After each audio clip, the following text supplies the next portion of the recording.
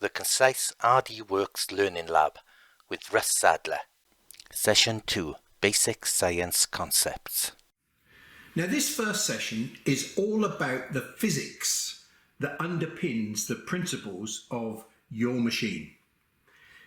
Laser cutting will not exist without an understanding of physics, but we do not need the same level of understanding of physics as the guys that discovered all this stuff. We just need a very basic understanding of the principles. Now, you will not need a physics degree. I'm not going to go into any great detail.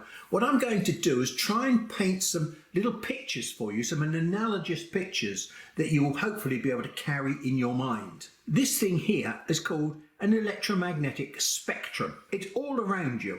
We've got radio waves, microwaves, you've got your mobile phone sitting in here somewhere, you've got infrared heaters, you've got ultraviolet suntan lamps, you've got x-rays that you go to the doctor with, and you've got gamma rays that come from the sun that will kill you. But all of these are waves of energy.